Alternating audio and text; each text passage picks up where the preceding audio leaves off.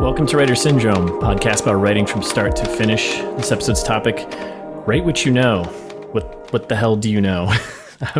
I'm Russ Capasso, and joining me as always is Tim Letney. Tim, how are you? And what the hell do you know?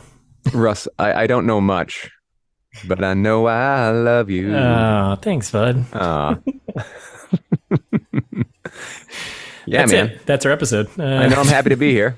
And So we are, this is a fun one. We're going to tackle and chat about probably the most well-known, and I use this word, I think, and there's going to be a great debate here, the most pretentious piece of writing advice I think that's out there. it's so weird. I feel like, well, we're falling on different sides of this because I feel like the critique around this advice is pretentious. And I feel like the advice itself is accessible.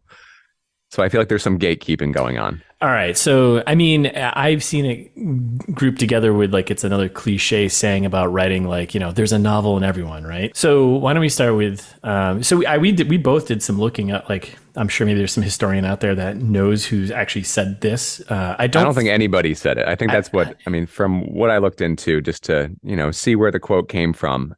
I think it's an amalgam of a few things. Yeah, like over time, kind of. Like, yeah. You came across like what?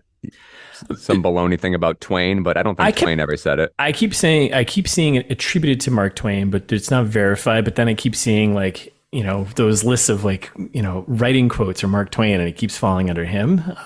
Maybe he said some version of it, kind of like Hemingway. Like, I think that's the one you pulled up, right? I mean, my gut feeling, and I could be wrong, but I think that it's attributed to Hemingway. Yeah. And it's a synopsis of the actual quote. Yeah. It's actually a quote that he was talking about. He had a hard time writing sometimes and sometimes had writer's block. And it was kind of a quote to get him going again. Here, why don't I read it real quick? Because I think his quote, I think, is particularly good advice. The writer's job is to tell the truth. I'd stand and look out over the roofs of Paris and think, don't worry. You've always written before and you'll write now. All you have to do is write one true sentence. Write the truest sentence you know. So I'd finally write one true sentence, and then it would go from there. It was easy because there's always one true sentence that I knew or had seen or had heard someone say. So I think that's, write one true sentence you know. And I think that's gotten kind of mixed into write what you know. Yeah, yeah. I could be wrong, but that's the closest thing I've seen. Other Hemingway quotes that, folks think that this has come from are all around truth, and I think this is the one that is the closest to it. And it's funny. So like we both did a little kind of looking, I found a bunch of blogs from different authors and writers talking about write what you know. And a lot of them are like, oh, it's misunderstood advice. It's not really clarified. Like, yeah, it feels like maybe it's lost its meaning, but people just say it kind of like around a cocktail party. Like, oh, how'd you write the book? Well, you just write what you know. That's how I picture this like spreading around, and why people keep saying it. And it's like, why is and the other thing, I mean, I think you and I both came across is, and what you just said earlier was, how a lot of authors are like, it's bad advice, Yeah. And I think that's the gatekeeping element because, because in truth, I mean, it's not write what you know. It's like write what you know, ... You've got to kind of pull on it. And I think some folks take issue with the simplicity of it because they don't want to read a biography. They don't want to read what you did in your youth, like the whole picture of it. Yeah. So they're like, oh, well, don't just write what you know, like create, our lives are finite and our experiences are limited. So if you're writing a book about just what you know, well, that book's going to be pretty boring.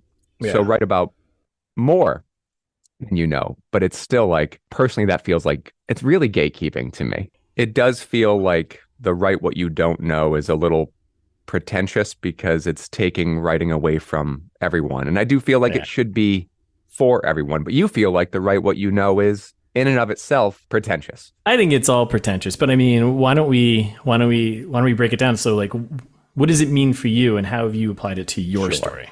So my ... my ellipses after write what you know is write what you know about human emotion and write what you know about people and characters and pull from some experiences from your past and you make a pastiche of, like, obviously you're creating new characters, that aren't solely based on people in your life, but there could be aspects of them or quotes that people in your life have said in the past that resonate with you that inform those characters. And to me, that's what you know.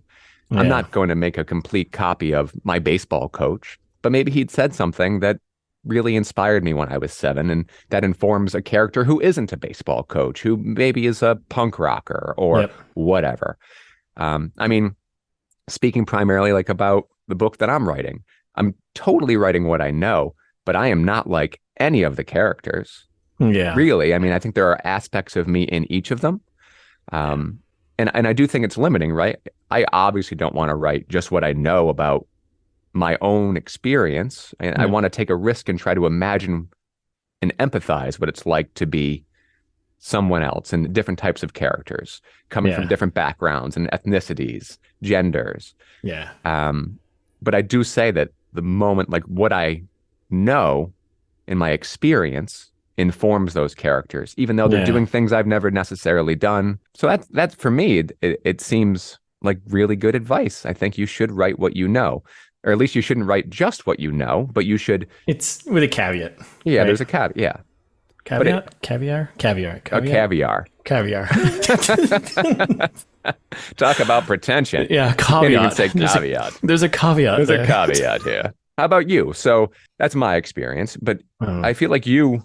I wasn't done with you yet. I was going to keep Oh, poking. okay, lean in. What do you Because I got? want to talk about your story more. So, I mean, not too much, but so like, again, like looking at your story, which I've read, you're writing about, 19, late 70s it takes Late place, 70s, which I wasn't alive during. right? So you don't know that. Don't know. I wanted to learn more about it. It always interested me. Right. So there's, again, I think that caveat, the ...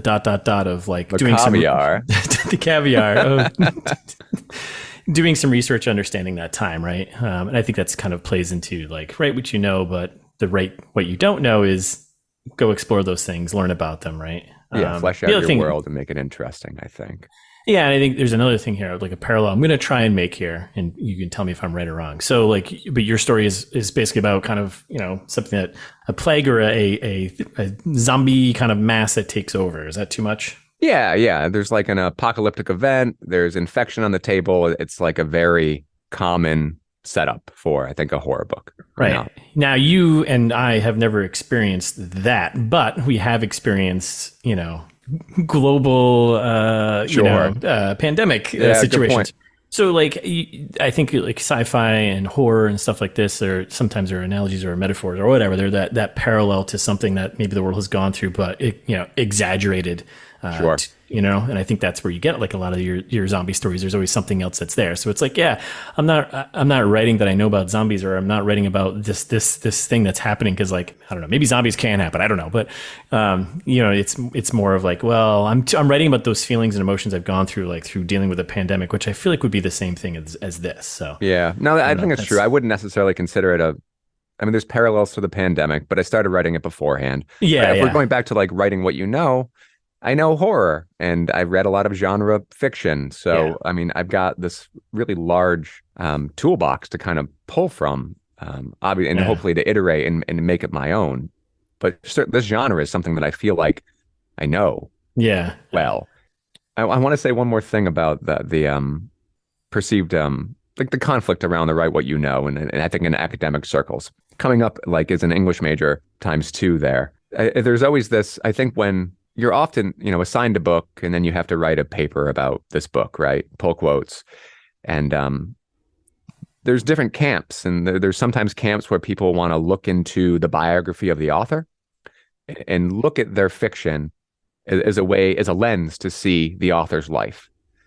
And I feel like more often than not, professors and teachers don't prefer that lens whatsoever. They think it's kind of reductive and it's minimizing the fiction and the importance of fiction yeah. to just look at it as Insight the into word? the author. yeah, insight to the author, or a guessing game about, well, they went through this traumatic loss at 7 and that must have informed this character. Yeah. They don't want, at least my experience with the professors that I had, they didn't want papers about that. Yeah. They care much more about how you're seeing it in your perspective and not the limited viewpoint of looking at the book through the biography of that author. Yeah. Which is tough, right? Because it's pretty easy to see parallels. Like, obviously 100%. great authors do write what they know in a way, and they're inspired by their own experiences and their own traumas and how they kind of process that. I kind of just did that accidentally, but in me describing your story there, like obviously I know you wrote this before the pandemic and started on it. I started on it, but I mean, I'm sure some of it was informed by the pandemic. I don't think you're off base because I wrote the vast majority of it during lockdown, right? Yeah, but like that was that's my parallel to it as a reader, right? So that's me taking so that is like that's the thing you want someone to take out of it, right? You want them to take like, oh, my experience through some type of crazy, global whatever craziness, and make that parallel. So can I say one more thing on that? Because I want to iterate. I think you're totally right, but I do think it supports the write what you know, because there are common human truths and common human experiences. And I think the goal of any author would be to share those experiences, to find some kind of, it's almost like communion in a way. Yeah. Like you want to relate, and who knows, maybe the reader relates to something that you don't see, but maybe on some subconscious level you put in your book. But there's like a connection and there's meaning. Yeah. And that is through common experience as us as people. And that's, I don't know, it's really nice to me. I agree with pretty much everything you've said. I still think the phrase "write what you know" is pretentious, but I think I think there is that dot. Do you think it's like just write what you know? Or do you think it's kind of I don't come on, dummy, why don't you just do it? Or what's your? No, I feel it, honestly, it feels like you said that the gateway, the gatekeeping type of thing. I don't know, because that phrase alone is just so open-ended and so vague. It just feels like a writer said that one time, it's just kind of like, right? What It sounds like nobody did. Yeah, well, sounds like nobody said it, right? Yeah. At no cocktail party that ever happened. There's been more conversation around this quote, this phrase, than any attribution to it. So. Because everyone is like, and it's so strange too. Like this piece of advice keeps getting thrown around. I'm wondering by who, because then you see all these authors now are saying like, it's not advice, or they say like ... like we're saying right now, right? It's like, sure. Or if everything's ... I mean, I don't know. It seems like just an excuse to sound pretentious. Which I'm probably doing right now. I think we're both sounding pretentious. Are you kidding me? We have a fucking podcast about writing. Of course. Jesus. The most pretentious 1 hour of our day. It's actually really surprising. Like as I looked into it, I just can't believe how many articles and syllabi, so many Atlantic articles and New York Times quotes, and there's so many. It's a lot of people have their own stamp on this quote. Yeah, I mean, I came across, so I follow, there's a couple, like, so you have Master Class as a whole thing, like, they've got a whole thing about it. But they were pretty pro, right? The one, like... Yeah, I mean, they give you, like, 4 ways to write what you know, and it's like, follow emotional truths, which, again, the ... which I 100% agree with you. Reflect on a period of your time in your life, which, sure, maybe there's some event or some characters or some people you've met or ran into that will inform some aspect of your story or a character that's important, right? And then, I don't know, the rest of the tips are, I don't know. And I'm sure, like, if we're talking about teachers and professors not wanting to say this and wanting to say, don't write what you know, it's probably because what they receive more often than not, if they don't give this bit of advice, is an autobiography with nice prose language. Right. Yeah. So it's like, oh, when I grew up and I learned how to golf, and then my dad died. And then there's just like a whole 70 pages that are probably written very beautifully about that thing. And I'm sure they want to inspire their students to write more. To be something that's a little more relatable to a broader audience. I came across another site that gathered like 30 authors, like quotes or thoughts on the phrase "write what you know," like from like Lee Child to God, who else was on this list? Harry Crews, trying to pick someone, Dan Brown, what Dan Brown say? Toni Morrison's on here too. Dan Brown, write what you want to know. Oh, I was going to say that. Okay, Dan Brown. So no, and actually, there was one thing that I kept coming across as well, and I personally kind of I believe this as well, right? Like if you're gonna write what you're interested in or write what you're passionate about, because you may be doing it for the next 2 or 3 years, so you want to. That's honestly, and honestly, that Dan Brown advice, and I was ready to roll my eyes. I think that's really good advice. I mean, write what you want to learn more about. Yep.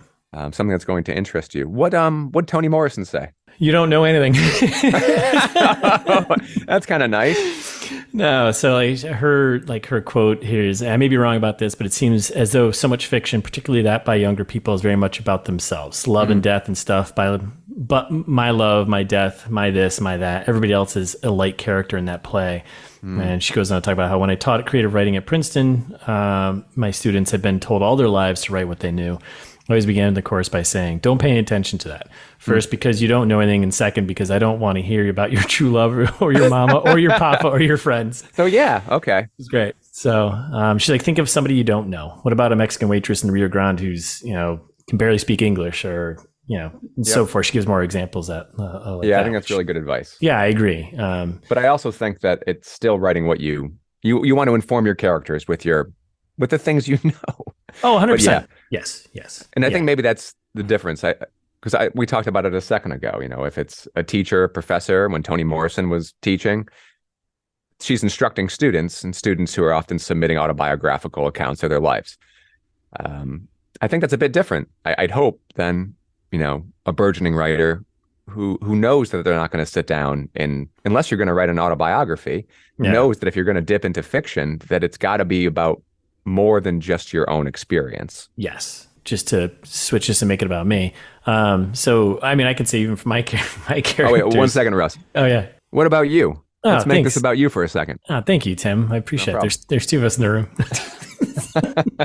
Just kind of reiterating the same points you made. I think, my three primary characters all have like a bit of me in them, either whether it's behavior or beliefs, it's not overtly, but they're kind of spread out. There's some, people that I know kind of exist in these characters as well. It's kind of just like a mashup of, people that I know that have informed my characters. It took me a long time to get them there, but it's there. I think the early drafts, there was like no emotional backing behind the story. It was just kind of like this thing that was just happening. So there was no meat to it.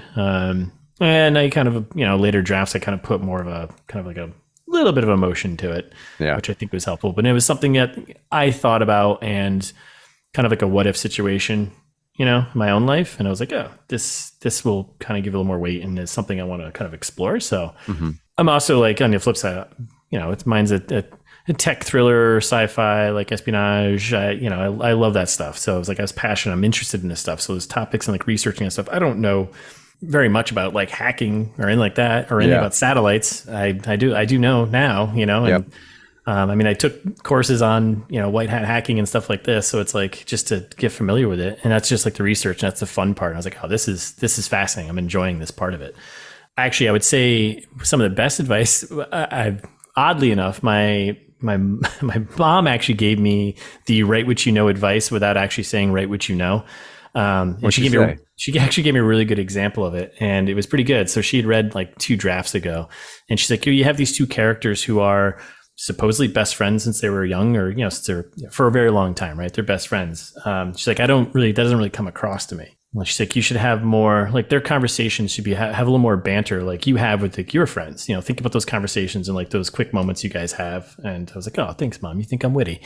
And I applied that to. I had this one scene where it was just kind of like an info dump, a discovery from my main character, but it was info dump summary, right? And I rewrote the entire scene with now. My main character and his support character, his best friend, them discovering this thing together through dialogue and action and kind of made it more dynamic. And I gave more voice to the secondary character. And now he's kind of like, he's this astrophysicist that works at MIT, but he's also kind of a smarmy smartass, right? Yep. And it is so much more interesting now. And I was like, oh, I'm writing kind of like this quick banter between 2 friends, which would, that's how sometimes as friends would speak to each other, and when I got it back from my editor, she's like, oh, this scene is so much better now. It's like, it's so much more dynamic. And this other character has like his voice is coming through and it's great. And I was like, she's like, he's such a more interesting character now that you've done this. And I was like, that's great. So yeah, again, right what you know. So now you're on board. I mean, I was always on board. I mean, I can still think the phrase is kind of pretentious sounding, but there is a lot of caviar there, It's a lot, so many caviars when it comes to my characters, right? Like they're all informed by my history, and I am not like any of them. Like my main lead's a female, teenager. I've been a teenager, and I can tap into that, so long ago. And then I've got like an African American 8-year-old, you know. Yeah. I've been a boy, but my experience as a white boy is a lot different, right? But it's something that I was curious to learn more about and Yeah. to explore Yeah. and to make the narrative a little more nuanced and relatable. So I honestly, the character that's the closest to me, there's this like middle-aged dad type character, and I made him not a villain, but like You made he's him a like, middle-aged dad guy. I made him a middle-aged dad. But who wants to read about that? Like, I was talking to Jill, my wife, about this, and I was like, if this was a 1980s book or movie, that character, or even maybe 90s, would have been the lead, right? Like, Yeah. he's just this like mediocre man trying to get everybody to follow him. Like all of a sudden he's like the leader or something. Right. And It's also interesting because like we're definitely have two characters. I mean, this kind of ties into a little bit into our previous chats, the men writing female characters too, like write what you know, then falling into the write what you don't know, kind of. I think it's good because it as long as you don't assume that you know everything about someone else, right, or a type of or person, and just say, well, I've seen enough TV shows, I know how they act. That is not the way to do it. And I think it's okay to give it a go and then just get feedback, right? Yes. Know that your experience is limited and that it needs to be expanded. I think this also ties a little bit into our previous conversation about filling your well, right? I mean, what is that if not writing what you know? You know, it's getting out and exposing yourself to other people, overhearing conversations, different experiences, different places. Yeah. You may not write about the airport, but maybe you overheard something at the bar, and maybe that is a piece of dialogue that you're going to put into one of your characters. So yeah, I do feel like filling your well is very much writing what you know. It's just that ellipses part, the ... It's weird because now I think I'm falling on the other side. If that's an aspect of writing what you know, what would that? Yeah, I don't know. It's like, well, I don't know anything. Who am I? Like, who are these? What's this autobiographical muck? Yeah. Who is anyone, Tim? Who is anyone? What are we? But it's kind of like that Toni Morrison thing. Like, you don't know anything. Yes. You have your feelings, and I think they could be important for that. But trying to, I don't know, make them permanent and give them some import, which I'm sure, I mean, it's what we're doing with fiction.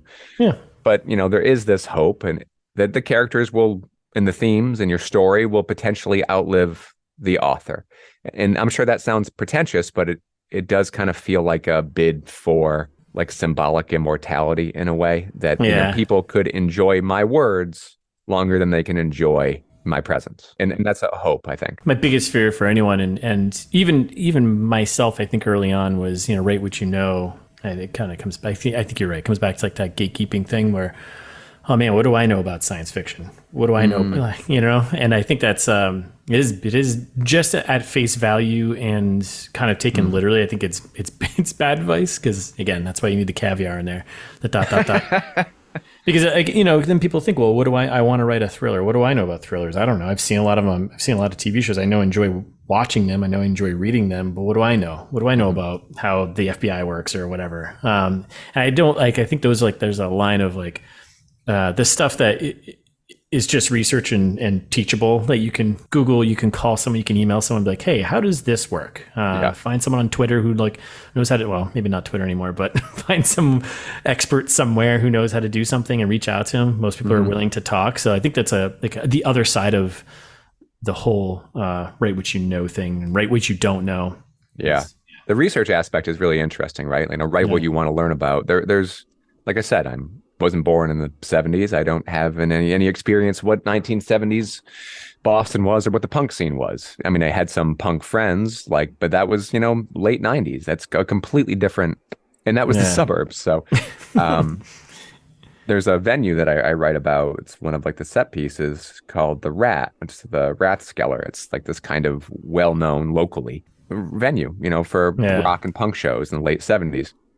But there's not many images, and I had to take my experience going to shows in the early 2000s at TT's or the Paradise or the Middle East and try to mix that with what I think that area was going to be. And I tried to reach out to some folks who had done a documentary on the Rathskeller, and I couldn't get a hold of him. It was really disappointing because it was one of those aspects. Like you were there, like you know the smells, you know the sounds, you know how filthy the bathrooms are. I can only read about it. I can only infer it based on what my limited experience is as a 20-year-old in Boston. Years after that took place. I really wish I could have gotten in touch with him. But I'm glad you were able to get in touch with some folks on your tech side, and that you were interested enough to, pull on that thread and learn more about it. Yeah, and I mean, honestly, there's so much you can access through the internet if you do your homework and fact check some things like how things work. Just make, but that's we were talking about this with Jeff Morrison, right? Google Earth can only do so much. Yes. But when he went to China and he stood in the middle of a packed street, that informed his science fiction. Yep. And no, it wasn't a one-to-one recreation of his experience in China, but that feeling, and that stranger in a new world kind of came across in his writing. And to me, that's what writing what you know is. No, he didn't write about being in China, and no, he's not necessarily writing about being, a white tech writer. Well, Russ, I think that was a pretty good conversation. I think I know a lot more about caviar. I was going to say caviar.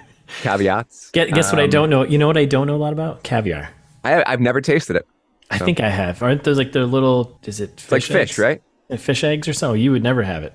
Is it fish eggs? I mean, I have sushi sometimes. I've had salmon eggs, but I try not to eat my fellow creatures too much. Don't you look at me like that. Caviar is a food consisting of salt-cured roe of the family Acipiceridae. I know we're wrapping up, but I want to say one more thing about the Write What You Know. Yes. I mean, write about what you want to talk about. I feel like there's themes, that people care about. And I feel like, we just talked about me being like a vegetarian, and that certainly comes across in my book.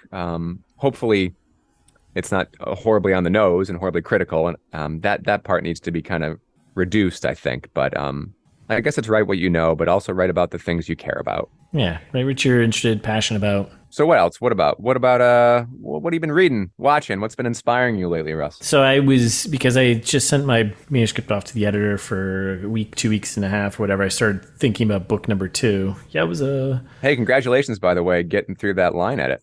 Thanks. Well, I haven't gotten through it yet, but I got it back. So you submitted it. I submitted it. It's back, and maybe we'll talk about it as I get a little bit further through it in another episode. But so I shifted over to thinking about book 2, which is gonna be a little science fiction, super cliche time travel thing. Maybe I think, because everyone's, because I like that stuff. Because that's what I don't know anything about time travel, but nobody seems to. You need straws and tape and it's also going to be kind of like a crime novel. I'm still figuring it all out. I was digging through some time travel stuff and came across this book called The 7.5 Deaths of Evelyn Hardcastle by Stuart Turton. It's like a murder mystery time travel loop. It's actually, that's cool. Yeah, it's kind of fun. It's like, it's like it's a throwback, like Agatha Christie kind of, you're in one big mansion and there's multiple characters who all different, style and terribleness, and it's like a loop, and this character keeps jumping from different people and looping over the day to solve the murder. So it's pretty good. I'm enjoying it. Wait a minute, is that like Quantum Leap? Basically, Quantum Leap meets Agatha Christie. I like it. Yeah, it's fun. Sounds very cool. Yeah. I don't know why I've been like these murder mystery stuff. Like I watched that See How They Run on HBO. The one I'm not familiar. Saoirse Ronan and Sam Rockwell. Mm-hmm. It's again another kind of murder mystery. It's actually fun. It was I don't know, enjoyable to watch. So, which is weird because like none of the book I'm going to work on isn't really going to be a murder mystery at all. It's not going to be like this style. Just I don't know, it's kind of just popped up. So, just trying to absorb as much as I can. That's very cool. What have you been into? What have you been digging into? I went through. I saw Barbarian, which is a horror movie by. Yeah, I've been intrigued by that. I haven't. It's weird, it's one of those things where the marketing doesn't meet the movie again. That's what I heard, and I heard that. That's with Justin Long. Is he in that? Yeah, he's like the Act 2B character comes rolling in. And what's his face there? The guy who played Pennywise. He's in it too, isn't he?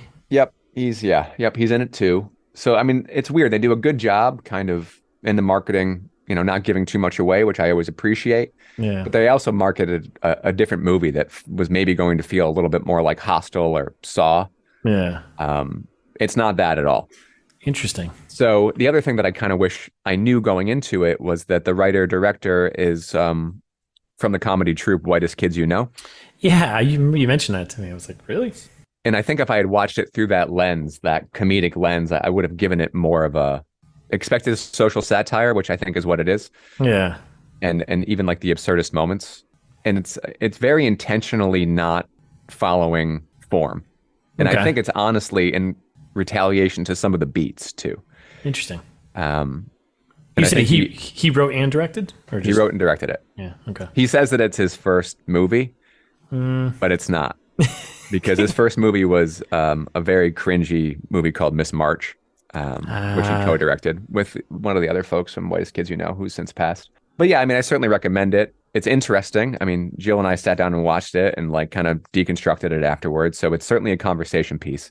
Man. I've got some friends that absolutely are head over heels for it. So, and it did super well. So yeah, I'd recommend it. Nice. But it's certainly not what you expect. Yeah. I'll say one thing about it. It's talking about themes and on the nose themes. Its themes aren't. They're there. Yeah. Some of the dialogue is really kind of clunky in moments, but Yeah. there is social satire and commentary going on, but nobody really goes on like a large exposition dump about what it is, which I know I'm doing currently in my book and I need to fix. So kudos for that. It is subtle in its way. Yeah. One of my complaints, without giving too much away, is I don't, without doing some backflips, I don't feel like the main character goes through enough of a transformation. Yeah. Yeah. You really need to kind of batch some characters together to have it be that character transformation machine that like the 3 acts should be. Yep. But yeah, no, thumbs up. All right. Well, I don't know. Is that it? Write what you know, ... with some caviar and Caviar. Yeah, don't write an autobiography unless it's intentionally an autobiography. yeah, unless you're Otherwise, famous. let your characters be informed by, unless you're famous. Unless you're interesting. Unless you're super interesting, unlike us. Unlike us. Don't write that. All right, that's our episode. Thanks for listening to all of that fun madness we just had. So, but if you enjoyed the episode, you think someone else might as well, let them know. If you have a topic idea or any feedback, you can find us on Twitter at writer_syndrome. You head over to our website, writersyndrome.com, for all the episodes, contact info, stuff like that. I don't know. Should we really stay on Twitter? I don't know, man. What a mess.